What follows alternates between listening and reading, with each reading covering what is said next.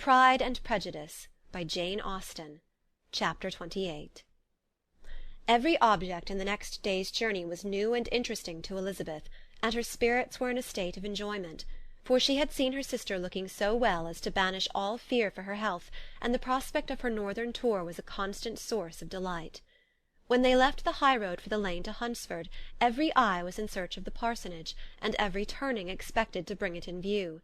The palings of Rosings Park was their boundary on one side. Elizabeth smiled at the recollection of all that she had heard of its inhabitants. At length the parsonage was discernible. The garden sloping to the road, the house standing in it, the green pales and the laurel hedge, everything declared they were arriving. Mr. Collins and Charlotte appeared at the door, and the carriage stopped at the small gate which led by a short gravel walk to the house, amidst the nods and smiles of the whole party. In a moment they were all out of the chaise, rejoicing at the sight of each other. Mrs. Collins welcomed her friend with the liveliest pleasure, and Elizabeth was more and more satisfied with coming when she found herself so affectionately received. She saw instantly that her cousin's manners were not altered by his marriage. His formal civility was just what it had been, and he detained her some minutes at the gate to hear and satisfy his inquiries after all her family. They were then, with no other delay than his pointing out the neatness of the entrance, taken into the house, and as soon as they were in the parlour, he welcomed them a second time, with ostentatious formality, to his humble abode, and punctually repeated all his wife's offers of refreshment. Elizabeth was prepared to see him in his glory, and she could not help fancying that in displaying the good proportion of the room, its aspect and its furniture, he addressed himself particularly to her, as if wishing to make her feel what she had lost in refusing him. But, though everything seemed neat and comfortable, she was not able to gratify him by any sigh of repentance, and rather looked with wonder at her friend that she could have so cheerful an air with such a companion. When Mr. Collins said anything of which his wife might reasonably be ashamed, which certainly was not unseldom, she involuntarily turned her eye on Charlotte. Once or twice she could discern a faint blush, but in general Charlotte wisely did not hear.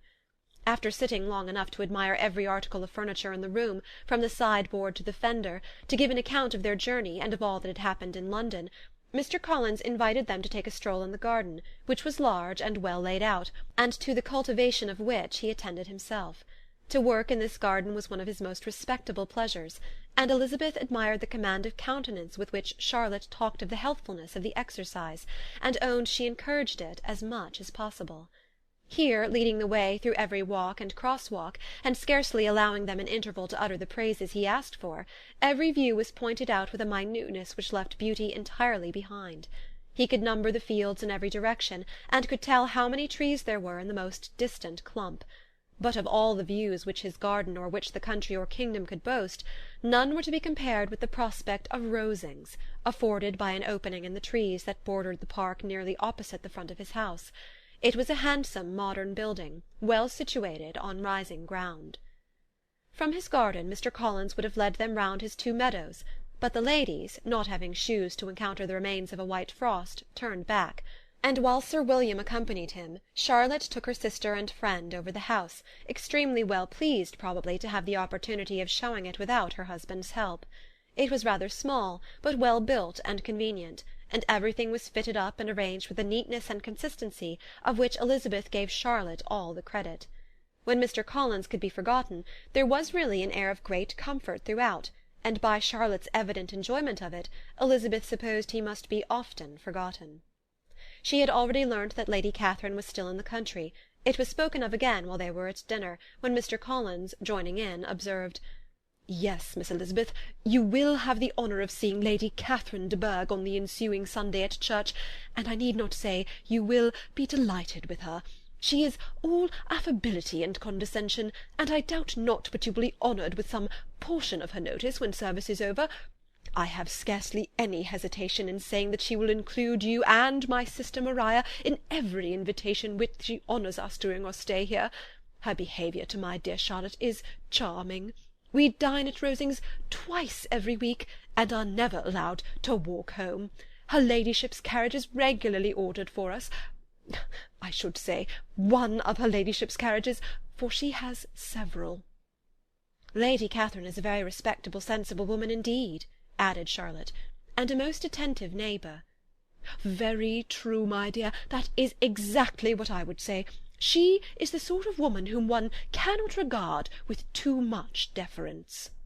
The evening was spent chiefly in talking over Hertfordshire news, and telling again what had already been written, and when it closed, Elizabeth, in the solitude of her chamber, had to meditate upon Charlotte's degree of contentment, to understand her address in guiding, and composure in bearing with, her husband, and to acknowledge that it was all done very well. She had also to anticipate how her visit would pass, the quiet tenor of their usual employments, the vexatious interruptions of Mr. Collins, and the gaieties of their intercourse with Rosings. A lively imagination soon settled it all.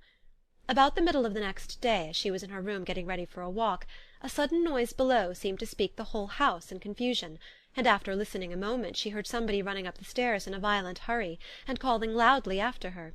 She opened the door and met Maria in the landing-place, who, breathless with agitation, cried out, "Oh, my dear Eliza, pray make haste and come into the dining-room, for there is such a sight to be seen. I will not tell you what it is. Make haste and come down this moment." Elizabeth asked questions in vain. Maria would tell her nothing more, and down they ran into the dining-room, which fronted the lane, in quest of this wonder. It was two ladies stopping in a low phaeton at the garden gate. "And is this all?" cried Elizabeth. "I expected at least that the pigs were got into the garden, and here is nothing but Lady Catherine and her daughter." "La, my dear," said Maria, quite shocked at the mistake, "it is not Lady Catherine. The old lady is Mrs. Jenkinson, who lives with them. The other is Miss de Bourgh. Only look at her. She is quite a little creature. Who would have thought that she could be so thin and small?" "She is abominably rude to keep Charlotte out of doors in all this wind. Why does not she come in?" "Oh, Charlotte says she hardly ever does. It is the greatest of favours when Miss de Bourgh comes in." "I like her appearance," said Elizabeth, struck with other ideas. "She looks sickly and cross. Yes, she will do for him very well. She will make him a very proper wife." Mr. Collins and Charlotte were both standing at the gate in conversation with the ladies, and Sir William, to Elizabeth's high diversion, was stationed in the doorway, in earnest contemplation of the greatness before him, and constantly bowing whenever Miss de Bourgh looked that way. At length there was nothing more to be said. The ladies drove on, and the others returned into the house. Mr. Collins no sooner saw the two girls than he began to congratulate them on their good fortune, which Charlotte explained by letting them know that the whole party was asked to dine at Rosings the next day. Chapter 28